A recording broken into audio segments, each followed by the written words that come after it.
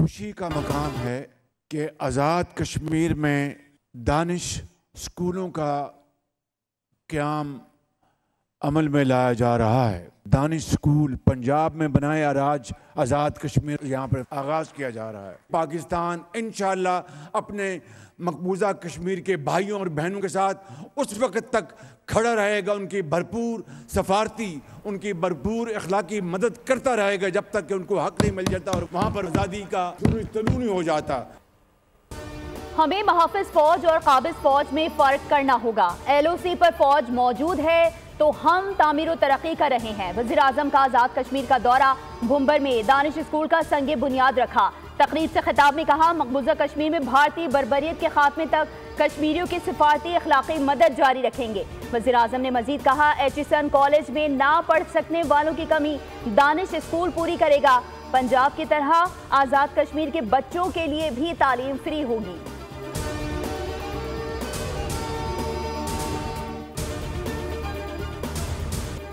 हुकूमत अपने अखराजात में कमी और कर्जों की अदायगी का हजम कम करने के लिए कोशा है। अपना घर ठीक किए बिना कर्जों के बोझ से छुटकारा पाना मुश्किल है। वज़ीर ख़जाना मोहम्मद औरंगज़ेब का वर्ल्ड इकनॉमिक फोरम में मुज़ाकरे से खिताब कहा कि अदायगियों के तबासुन के बिगड़ने से हर दफ़ा IMF के पास जाना पड़ता है। निजी शोबे को माशी तरक्की में हर अव्वल दस्ते का किरदार अदा करना होगा। पाकिस्तान पांडा बॉन्ड के जरिए दुनिया की सबसे बड़ी और गहरी चीनी कैपिटल मार्केट तक रसाई चाहता है।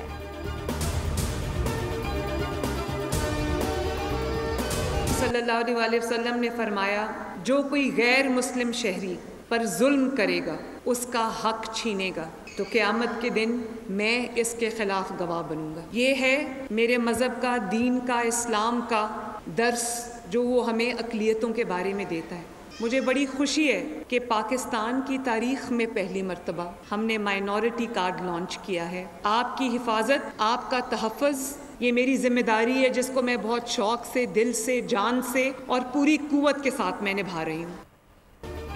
हर रात सोने से पहले अपना एहतिसाब खुद करती हूँ। सियासी दबाव के बावजूद अवाम की अमानत में खयानत नहीं की। वज़ीर आला पंजाब मरियम नवाज शरीफ का अक़लियती कार्ड प्रोग्राम के इजरा की तकरीब से खिताब। कहा, आज से 50,000 घरानों को अक़लियत कार्ड मिलेगा। खुशी है कि पाकिस्तान की तारीख में पहली बार अक़लियत कार्ड लॉन्च किया।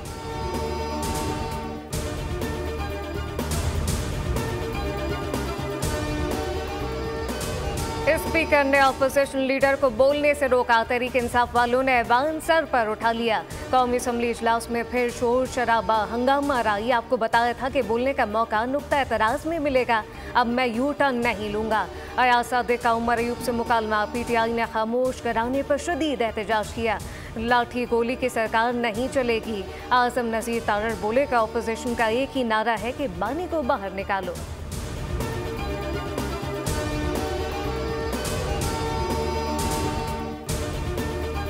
कौमी असम्बली कायमा कमेटी बराए IT एंड टेलीकॉम ने डिजिटल नेशन पाकिस्तान बिल मंजूर कर लिया। वज़ीर मुमलिकत शहज़ाद फातिमा की ब्रीफिंग। कहा, कोई भी इदारा डिजिटल नहीं होने जा रहा है, मुझे इसके खिलाफ जंग लड़ना पड़ रही है। उमर अयूब और अपोजिशन के दीगर अराकीन ने बिल की मुखालिफत की। कहा, हुकूमत पहले इंटरनेट को मुकम्मल बहाल करे और फिर डिजिटलाइजेशन पर बात करे। तंज़िया अंदाज में कहा कि शार्क ने काट काट कर इंटरनेट केबल का सत्यानाश कर दिया है।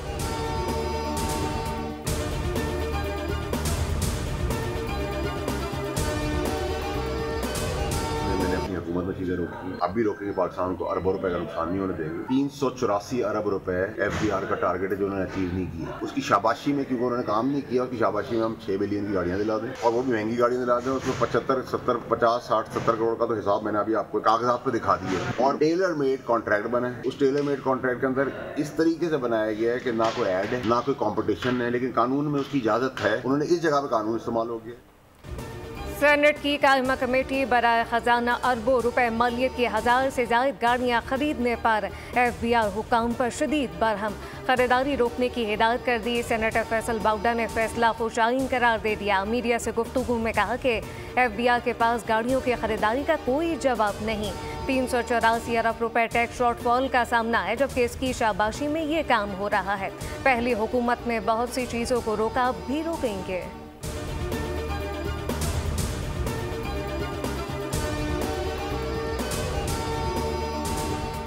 190 मिलियन पाउंड केस पर बैरिस्टर अली जफर की मीडिया टॉक। कहा 22 नवंबर 2019 को एनसीए ने रकम डी फ्रीज की थी। पैसा सुप्रीम कोर्ट के अकाउंट में काबीना के फैसले से पहले आया था। बैरिस्टर अली जफर ने मजीद कहा कि बदकिस्मती से अदालत के जरिए सियासत की जा रही है, केसेस में झूठ बोला जाता है। 26वीं आईनी तरमीम का फैसला चाहे आईनी बेंच या रेगुलर बेंच करे, ये फैसला होना है।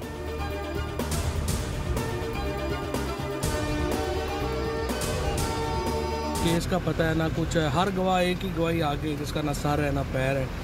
तो ये खान साहब का तो मानना यही है कि ये किस वक्त पाकिस्तान में आइन की बहाली और फंडामेंटल राइट्स की बहाली के लिए जो हमारी जदोजहद है वो जारी रहनी चाहिए।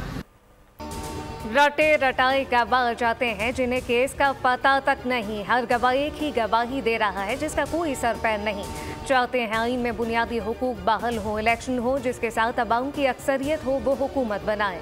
फवाद चौधरी की अडियाला जेल के बाहर गुफ्तगू, बोले कि लगता है कमीशन बन जाएगा और मुज़ाकरात भी आगे चलेंगे। उस वक्त पाकिस्तान पर आलमी दबाव है।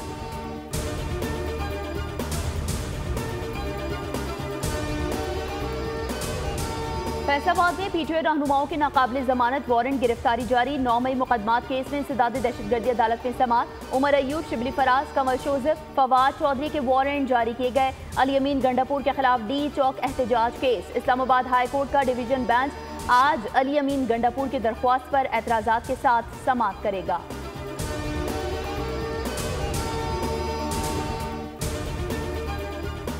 साहब ने 190 मिलियन पाउंड का जो ये पैसा है जो पाकिस्तानी हुकूमत के हवाले किया गया, इसको शो करवाया ऑफिशियल डॉक्यूमेंट्स के अंदर और काबीना को भी यही सबमिट किया कि ये रीपैट्रिएट हुआ है स्टेट ऑफ पाकिस्तान को। इस हवाले से जब ये बंद लिफाफा कैबिनेट में लाया गया या प्राइम मिनिस्टर को नोट पुटअप किया गया, इस पैसे को सुप्रीम कोर्ट के अकाउंट में डाल के तो एक ऑलरेडी एग्जिस्टिंग जुर्माने को अदा करने के लिए इससे बड़ी कानून की खिलाफ वर्जी हो नहीं सकती।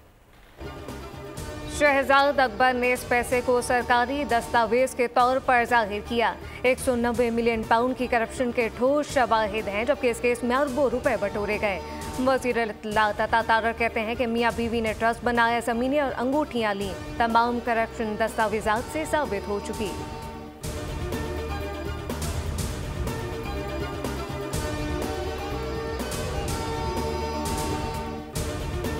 सुप्रीम कोर्ट साबिक एडिशनल रजिस्ट्रार तौहीन अदालत केस की समाअत। अटॉर्नी जनरल का मुकर्रर करदा अदालती मुआवनीन पर एतराज। जस्टिस मंसूर अली शाह ने कहा इस केस का आईनी तरमीम से कोई ताल्लुक नहीं है, वैसे ही अगर कोई डरने लग जाए तो अलग बात है। अटॉर्नी जनरल बोले कानूनी सवाल पर अदालत की मुआवनत 27A के तहत कर सकता हूँ।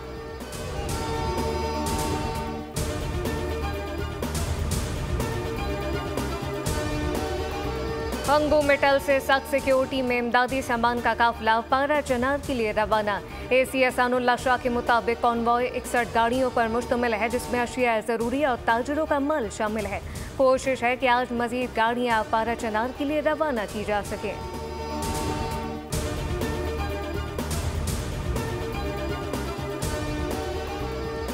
पाक अफगान सरहद पर सिक्योरिटी फोर्सेस की बड़ी कामयाबी। अफगानिस्तान से गैर मुल्की असलहे की बड़ी खेप पाकिस्तान में स्मगल करने की कोशिश नाकाम।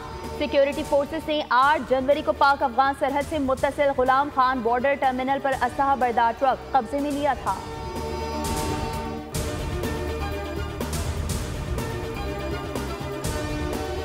मुल्क में सर्दी की लहर बरकरार, बाला इलाकों में बर्फबारी से सर्दी बढ़ गई।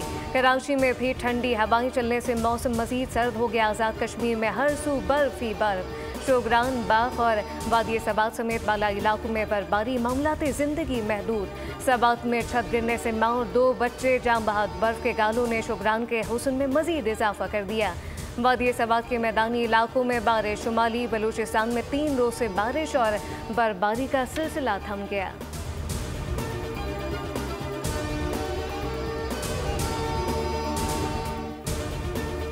सिख फॉर जस्टिस का कश्मीर से कन्याकुमारी तक सिखों के लिए खालिस्तान रेफरेंडम वोटर रजिस्ट्रेशन का ऐलान। ट्रंप की सदारत की इफ्तिताही तकरीब में सिख फॉर जस्टिस के गुरपतवंत सिंह पन्नू की शिरकत। गुरपतवंत सिंह पन्नू के तकरीब में खालिस्तान के नारे। सदर ट्रंप के साथ बॉल रूम डिनर में गुरपतवंत सिंह पन्नू ने खुसूसी बयान भी रिकॉर्ड करवाया।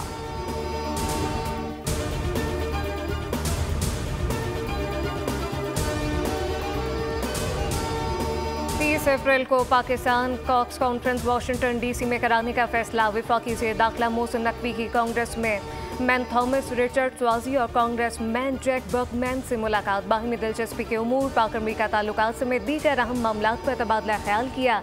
अफगानिस्तान की सूरत हाल पर बातचीत की गई। मुलाकात में पाक अमरीका ताल्लुकात को फ़रोग देने पर भी इत्तफाक हुआ। मोहसिन नकवी ने कहा कि अमरीका पाकिस्तान के इंतहाई अहम माशी और दिफाई शराकतदार है। थॉमस स्वाजी ने जल्द पाकिस्तान के दौरे की ख्वाहिश जाहिर की।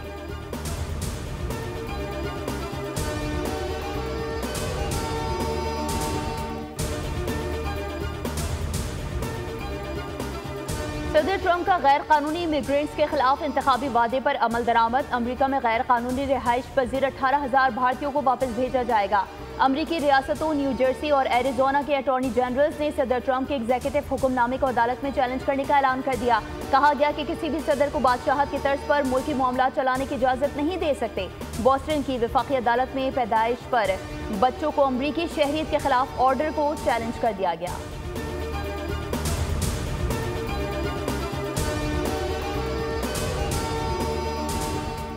अगर रूस मुज़ाकरात की मेज़ पर ना आया तो इस पर मज़ीद पाबंदियां लगाई जाएंगी। सदर ट्रंप की रूस को वार्निंग, सदर प्यूटन को खबरदार कर दिया।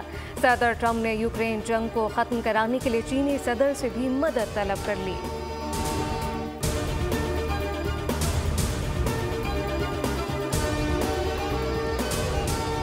एलॉन मस्क टिकटॉक खरीदना चाहे तो डील करा दूंगा। अमरीकी सदर ट्रंप कहते हैं मुझे टिकटॉक पसंद है और चाहता हूं कि कोई अमरीकी उसे खरीद ले। ट्रंप ने टिकटॉक के मालिक से मुलाकात का इंकशाफ भी किया। कहा टिकटॉक कोई भी खरीदे, आधी आमदनी अमरीका को मिलनी चाहिए।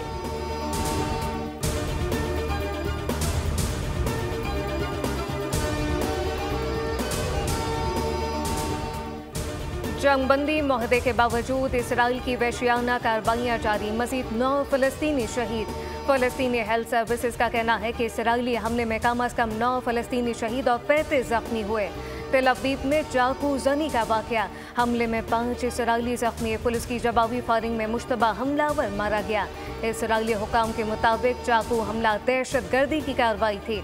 हमलावर की शनाख्त 28 साल गैर मुल्की शहरी के तौर पर की गई।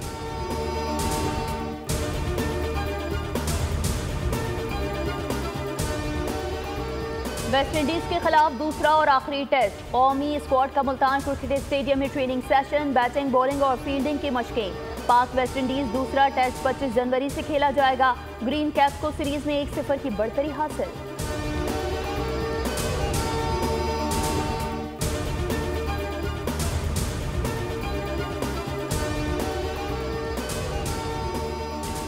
वेस्ट इंडीज के खिलाफ पहले टेस्ट में 9 विकेटें लेने वाले स्पिनर साजिद खान की आईसीसी रैंकिंग में लंबी जंप। 41वें से 23वें नंबर पर पहुंच गए। नुमान अली की भी 3 दर्जे तरक्की। टॉप 10 बॉलर में वापसी। बैटर रैंकिंग में सऊद शकील 3 दर्जे बेहतरी के बाद टॉप 10 में आ गए। पहले टेस्ट में फ्लॉप बाबर आजम की 4 दर्जे तनसुली। 12वें से 16वें नंबर पर चले गए।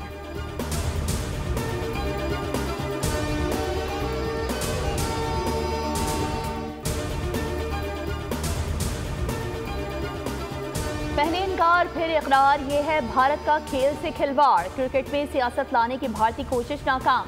भारतीय बोर्ड को सख्त शर्मिंदगी का सामना। चैंपियंस ट्रॉफी में भारतीय टीम की शर्ट पर पाकिस्तान का लोगो होगा। बीसीसीआई की तस्दीक। सेक्रेटरी बीसीसीआई ने यकीन दिला दिया कि आईसीसी की गाइडलाइंस को अपनाएंगे। इंडियन मीडिया के मुताबिक चैंपियंस ट्रॉफी की शर्ट पर पाकिस्तान का नाम बतौर मेजबान प्रिंट होगा। कानून के तहत 13 रन से शिकस्त दी। बारिश की वजह से मैच को 9 ओवर्स तक महदूद किया गया। आयरलैंड ने 5 विकेटों पर 69 रन बनाए। जवाब में पाकिस्तानी टीम 7 विकेटों पर 59 रन बना सकी। कप्तान कोमल खान 12 रन के साथ टॉप स्कोरर रही। पाकिस्तानी टीम इवेंट में कोई मैच न जीत सकी।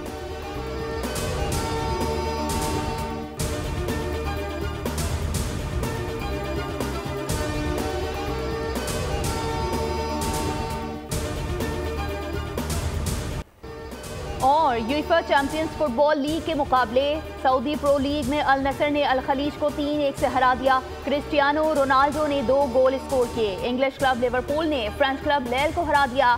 स्पेनिश क्लब ने बेनेफिका को 4-5 से शिकस्त दी।